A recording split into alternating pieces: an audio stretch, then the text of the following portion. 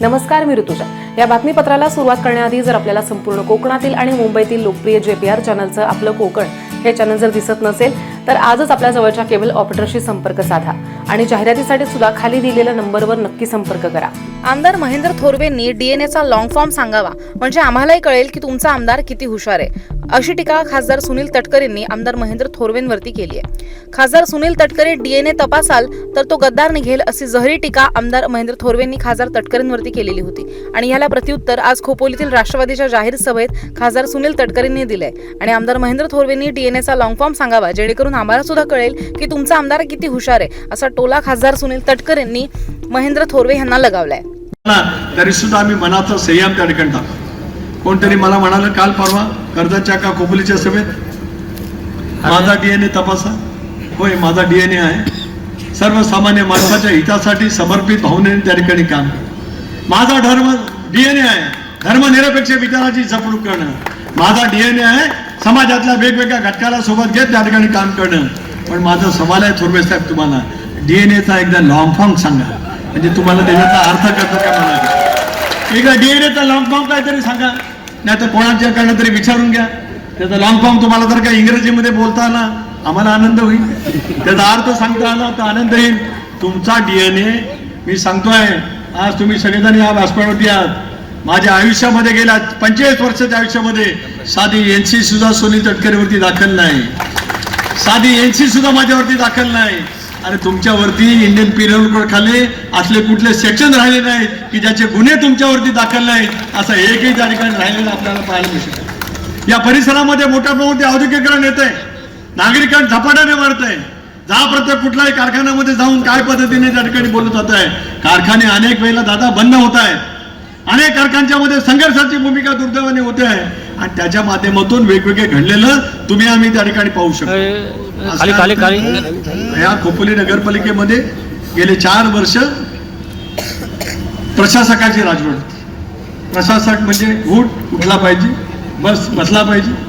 दारू विकास आराखडा या खोपोलीचा मसूरकर साहेब ज्या पद्धतीने तयार झालाय, तुम्ही एकेका या शहराचं नेतृत्व केलंय. मला अभिमान त्या गोष्टीचा वाटत आहे की एका अल्प समाजामध्ये असलेल्या कार्यकर्त्याला खोपोलीने या शहरामध्ये राष्ट्रवादी काँग्रेस पक्षाच्या वतीने निर्णायकपैकी नगराध्यक्षपद पाहायला सुद्धा पाहायला मिळू शकत आहे. तालुका विकास आराखडा काय काय नेमकं त्याच्यामध्ये झाल्यात. खोपोलीकरांनो एकदा संधी द्या. या पारूप विकास आराखड्याच्या आत काय दडलेलं आहे ते तुमच्या समोर सांगण्याचं काम आम्ही उद्याच्या कालावधीमध्ये प्रामाणिकपणे त्या ठिकाणी करू, हे आपल्या सर्वांना त्या निमित्ताने आश्वस्त करू शकतो. खोपोलीमध्ये परिवर्तन विकास आघाडीचे उमेदवार डॉक्टर सुनील पाटील आणि सर्व उमेदवार यांच्या प्रचारार्थ उपमुख्यमंत्री अजित पवार यांची सभा पार पडली. खोपोलीचा विकास करण्यासाठी पुन्हा एकदा परिवर्तन विकास आघाडीच्या नगराध्यक्ष पदाचे उमेदवार आणि नगरसेवकांना निवडून द्या असं आवाहन उपमुख्यमंत्री अजित पवार यांनी केलं. आल्या नाही, तिथं प्रशासक होता, चीफ ऑफिसर काम करत होता. त्यावेळेस माझ्या खोपोलीची अतिशय दुर्दशा झाली. इथल्या रस्त्यांचा खड्डेमय झाले, कचऱ्याच्या संदर्भातले प्रश्न निर्माण झाले. इथं वेगवेगळ्या इमारती ज्या जुन्या झालेल्या आहेत त्याची दुरावस्था झाली.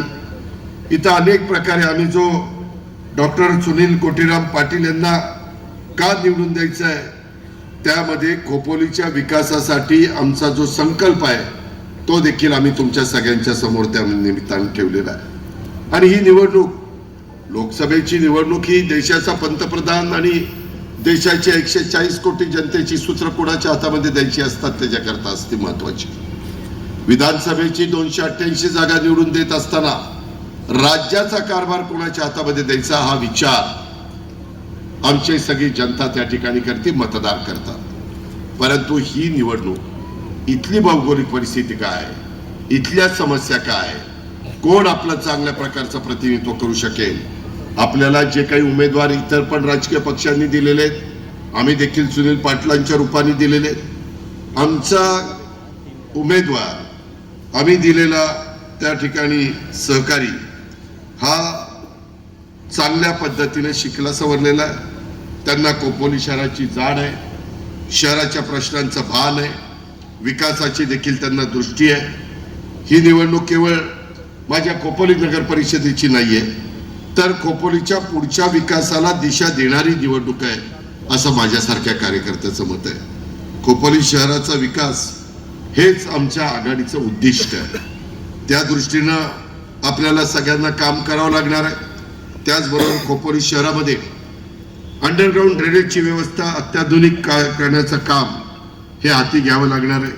शहर वाढत असताना मूलभूत सुविधा मजबूत असल्या पाहिजे ही ठाम खोपोलीकरांची पण भूमिका आहे. आमचे उमेदवार सुनील पाटील आणि त्यांच्याबरोबर जे 32 त्यांच्यासह नगरसेवक नगरसेविका उभे राहिलेले आहेत, ह्या सगळ्यांचीच तशा प्रकारची भूमिका आहे. मित्रांनो, ही भूमिका अंमलात आणत असताना मला आपल्याला सगळ्यांना या निमित्तानं सांगायचं आहे की एकंदरीतच इथून पुढच्या काळामध्ये हे काम करताना आम्ही जो उमेदवार दिलाय तो लोकांच्या मध्ये मिळून मिसळून असतो.